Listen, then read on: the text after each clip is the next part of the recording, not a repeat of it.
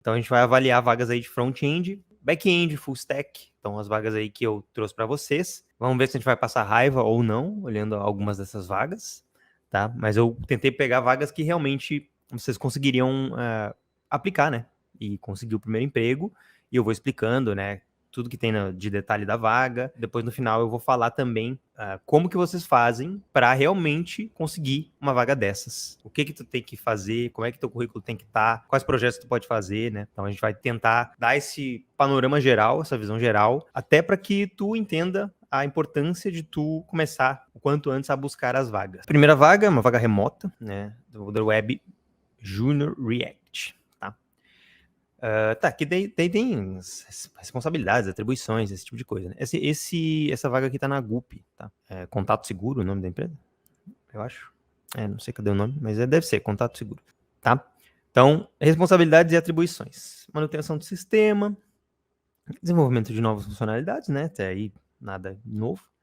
Reuniões periódicas, com feedbacks e definições de novas etapas, executar as tarefas de backlog do produto. Backlog, para quem não sabe, é um lugar onde tem um monte de tarefa lá que as pessoas vão colocando lá e quando dá tempo, puxa-se essas tarefas do backlog e vai fazendo. Entrar em contato com a equipe responsável sempre que houver dúvidas acerca de tarefas a serem executadas, realizar a quebra dos requisitos do produto em atividades, manter o quadro de tarefas atualizado. Então, basicamente, nada muito novo, né? O dia a dia de um programador é isso aqui, tá? Inclusive tem um episódio do podcast lá que a gente fez, que a gente fala de rotina de um dev júnior, pleno, sênior, se quiserem. Tem o podcast Dev em Dobro lá. Vocês podem dar uma olhada nesse episódio. A Adri perguntou, a gente pode se candidatar? Pode se candidatar. As vagas estão abertas lá. Claro que tem que saber o mínimo necessário, né? Para que tu consiga, pelo menos, não ser eliminado sem nenhuma entrevista, né? Eu já vou falar também de experiência, do que vocês deveriam ter, né, das vagas ali, para ficar mais claro quando é que tu poderia ou não se candidatar. Então, HTML, CSS, requisitos e qualificações, né? Que seria realmente o que eles pedem que tu saiba, né? HTML, CSS, Git, GitHub, JavaScript, React e Node, né? Essa é uma vaga de... Então, reparem que não é desenvolvedor front-end, né? Desenvolvedor web, aí engloba também a parte de Node aqui, né? Que nem tá aqui. E tá intermediário, né? Ou seja, tu tem que saber uma base do Node. Tu não tem que saber dominar Node, como eu falei, porque isso aí é difícil de um júnior dominar linguagens de programação, até porque ele não tem experiência de trabalho suficiente para isso, né? Mas quando que tu poderia se candidatar para uma vaga dessas? Por exemplo, eu não sei Node, poderia me candidatar? Se tu não sabe Node, tu ainda pode se candidatar. Não quer dizer que não saber Node vai te desqualificar totalmente, porque se tu for bom nas outras coisas, eles sabem que se tu tem um nível intermediário de JavaScript e React, tu conseguiria aprender o Node em não tanto tempo, né? Porque se tu já sabe o JavaScript, tu consegue transpor esse conhecimento e usar o JavaScript no back-end com o Node. Claro que o ideal sempre é que, né, tu saiba mais para poder aumentar mais as tuas chances de conseguir concorrer a uma vaga dessas. Também não adianta, né, pessoal, vocês pensarem, eu sei Node, eu sei React, então eu vou aplicar. Beleza, que tu sabe... Às vezes só tu sabe que tu sabe, né? Mas como é que o recrutador vai saber que tu sabe? Tem isso bem claro nos projetos que tu fez, no teu currículo, no teu LinkedIn, no teu portfólio. Que se não tiver, vai ser difícil de tu ser chamado para uma entrevista, né? Não tem como a pessoa adivinhar que tu sabe. Apesar de tu dizer que tu sabe, né? Porque aí são meio que palavras ao vento, né? Que nem a gente sempre fala. Conseguir o primeiro emprego é 50% saber programar e 50% saber demonstrar que tu sabe programar. Se tu não sabe demonstrar, fica difícil de ser chamado para uma entrevista. Então, você tem que tomar cuidado com isso, né? Informações adicionais, né? Eu não vou ler, vocês podem ler, mas são basicamente coisas que tu ganharia. E é isso, basicamente. Depois vocês podem ler os textos aqui, não vou ler tudo. Mas para vocês verem, né? Essa vaga aqui, por exemplo, não pediu experiência, não pediu faculdade. Pelo menos eu não vi aqui. Essa é a primeira vaga. É uma vaga que faz sentido? É uma vaga que pede muitas coisas? Não é uma vaga que pede muitas coisas. Uma vaga de desenvolvedor Web Junior React não é uma vaga que pede muitas coisas. Aqui eles botaram React, né? Porque é a biblioteca que eles usam, né? Mas não quer dizer que é um desenvolvedor front-end, né? É um desenvolvedor web júnior, tá? Por isso que tem Node ali. Deixa eu ver a próxima.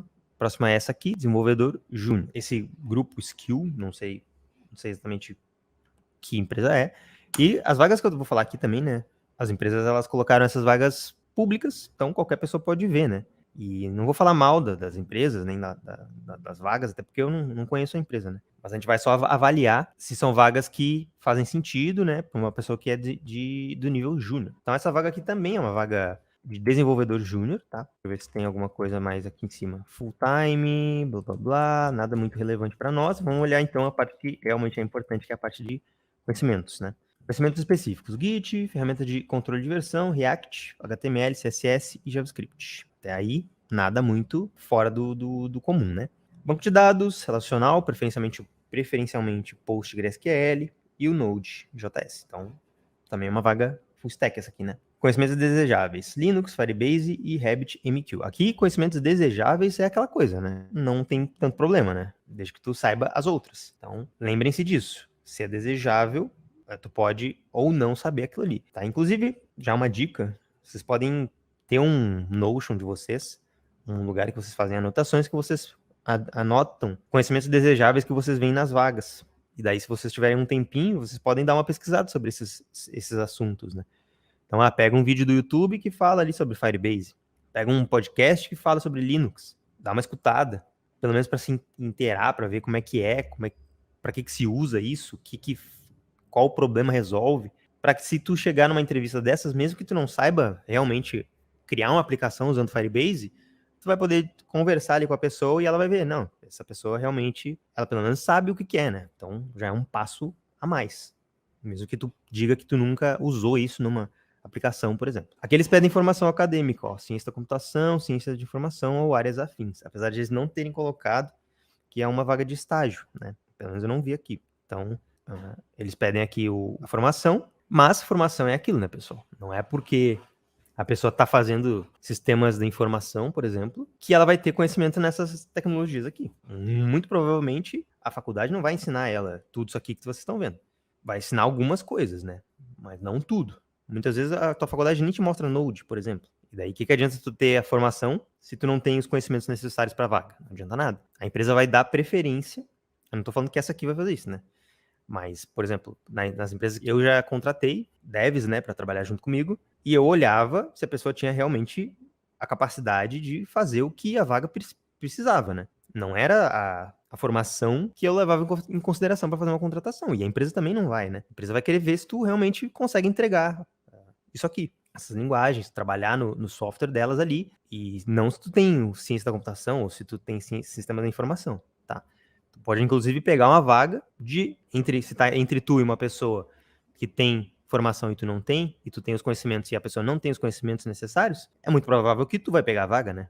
Nenhuma empresa, ou quase nenhuma empresa, faria isso, né? De contratar uma pessoa que não tem os conhecimentos, mas só porque tem uma faculdade. Então, isso tem que ficar claro para vocês. Mesmo se pedir a formação, vocês podem aplicar para a vaga, se vocês estão confiantes de que vocês vão conseguir, pelo menos, conversar tecnicamente sobre as tecnologias que elas estão pedindo e, muito provavelmente, fazer um teste técnico, né? Então, não é isso que tem que impedir vocês, né? Porque pede formação que vocês não poderiam aplicar para as vagas, vocês podem. Ele pede outras coisas, né? Conhecimento em linguagem de programação. Isso aqui eu acredito que também está em conhecimentos desejáveis, né? Inclusive, até a formação acadêmica parece que está em conhecimentos na área de desejáveis aqui, que ficou tudo meio que bolotado aqui. Não sei por que foi assim, mas daí tá aqui, né? Conhecimentos, linguagem de programação, principalmente C#, .NET e lógica de programação. Já é uma vaga que pede bastante coisa, né?